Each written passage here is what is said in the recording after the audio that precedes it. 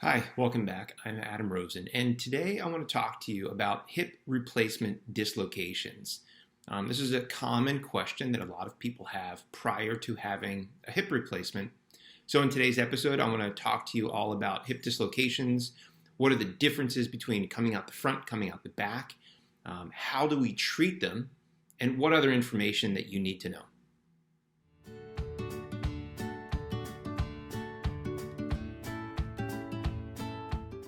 So a lot of people even ask the question, would I know if my hip dislocated? And the answer is 99% of the time, yes. On very rare occasion, some people that have neuromuscular diseases or an elderly patient that may be demented, it is possible that the hip comes out and they may not be aware of it. It may be found at subsequent visits. But 99% of the time, you're going to have sudden pain, a popping sound or feeling, an inability to move the leg or even bear weight on the leg. But luckily, the chance of a dislocation in this day and age is very low. Studies show that the risk of a dislocation after a hip replacement hovers around 2%. So you might be asking, what actually holds the hip in the socket? Like what keeps that ball inside the socket?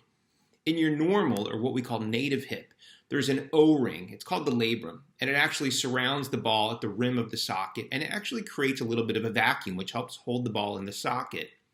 The other things that hold the hip in the socket are the ligaments and muscles that surround the hip joint itself. So when we do a hip replacement, the ball is being held in the socket by those same ligaments and muscles. Usually in an arthritic hip, the labrum has already been destroyed, and if not, we still have to remove that to put the new cup in. But when we do the surgery, it is a matter of restoring what we call length, the height of the hip, as well as how far out the hip goes, called offset. And in doing so, we've recreated the normal tension of those ligaments and the muscles that help keep the ball in the socket. So how actually does the hip dislocate? Well, one of the more unfortunate reasons would be is if the parts are not put in correctly. So if the cup or the stem and the length is not accurately put in the hip the way it's supposed to be, that can cause the hip to be unstable, causing the hip to pop out or dislocate. Now, more commonly what happens is people move their hip at the extreme ranges of motion. So the hip gets flexed where the knee comes up to the chest, or your chest comes down to your knee, or the leg gets extended behind you. And usually there's some component of rotation, either a rotation out called external rotation, or a rotation in called internal rotation. And it's when this happens that either the hip implant itself, the metal, contacts another part of the hip implant, the metal, and the hip levers out, like a seesaw effect. The ball actually levers out of the socket and can come up over the rim. Or one of the other things that can happen is the bone of your hip, called the trochanter, can bang against the bone of the pelvis, again, levering that ball up and outside of the hip socket, causing a dislocation. Sometimes, however, the hip will almost dislocate. We call this a subluxation. And those same things happen where some of the metal of the implant or bone of your body contacts something, and that ball starts to lever up out of the socket. It gets about halfway, and people notice it as feeling funny or feeling painful or feeling abnormal. They'll have apprehension, and they'll stop exactly what they're doing, and then they'll feel the hip actually relocate. They'll hear or feel that snap as the ball comes off the rim and locates itself back into the hip socket. So it's not a true dislocation. It was what we call a subluxation. Now, there are two main types of dislocation, and we describe them based on the direction in which the ball comes out. So the ball can come out the front. We call that an anterior dislocation, or the ball can come out the back. We call that a posterior dislocation. And the way in which the hip dislocates in each of those directions is different. So if you take the hip and you extend it behind you, or you externally rotate it, the ball is more likely to come out the front. When might this happen? So this can happen if, for example, my right leg was the replaced hip. I plant that leg in the shower, and I turn to my left to get the shampoo. In that position, the ball can come to the extreme of motion and dislocate out the front. It can also happen in tennis players. If their back leg is the replaced hip, as they go to serve, they hyperextend at the hip and rotate it. It can cause the hip to come out.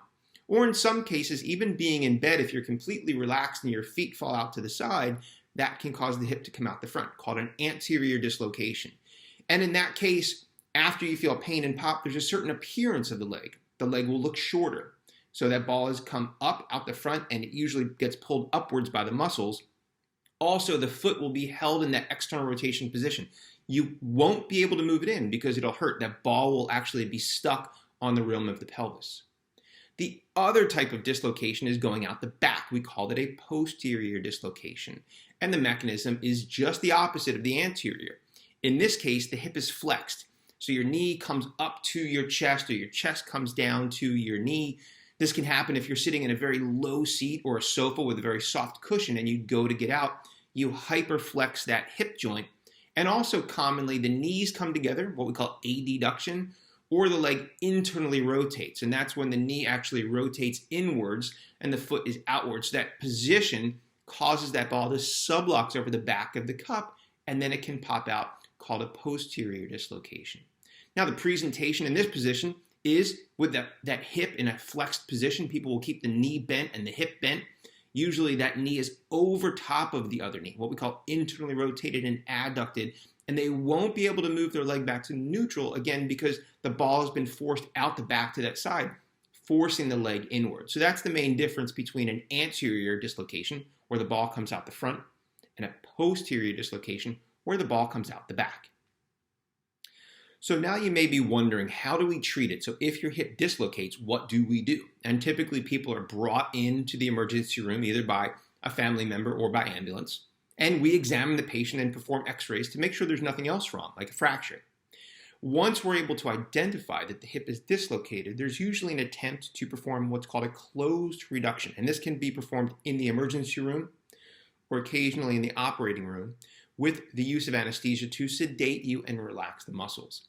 And if the hip comes out the front, again, what we call an anterior dislocation, typically what we'll do is pull the leg downward, traction, and then rotate the leg back to get that ball back in the socket. So we take the foot, which has been towed in, and while we're pulling traction, we toe it out, and that can allow the ball to go back in the socket.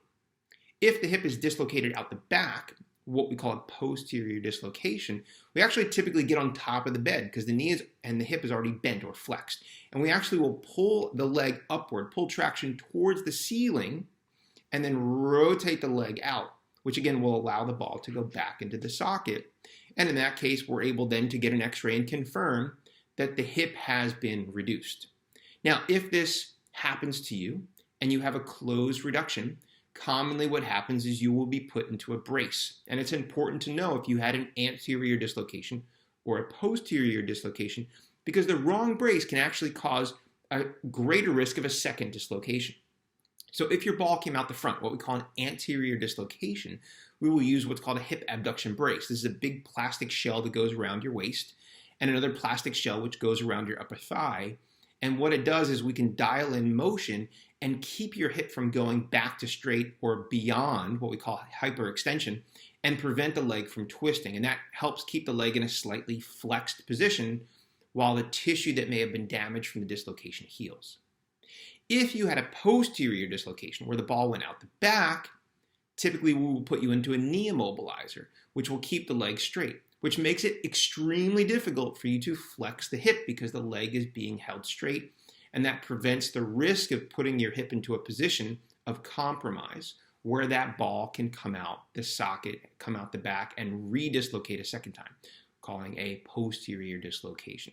So that's the main difference between anterior dislocation coming out the front or posterior dislocation coming out the back, where we do these closed reduction maneuvers in the emergency room or operating room to relocate the hip and put the ball back into the socket.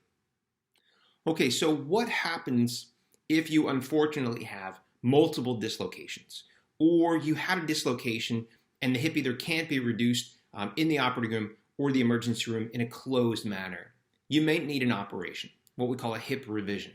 So at the time of the hip revision, the first and most important thing is to make sure that the stem and ball and socket, all of those parts, are put in as correctly as possible to give you full range of motion and stability. If one of those parts was not in its optimum position, say the cup wasn't in its best position, it may need to be removed and a new cup put into a better position. Or maybe the stem was not put into the best position, it may need to be removed and a new stem put in a different position to restore length and offset, to restore the stability of the hip so it does not dislocate again. Now, more commonly, the implants are in their appropriate position, but the hip is still dislocating.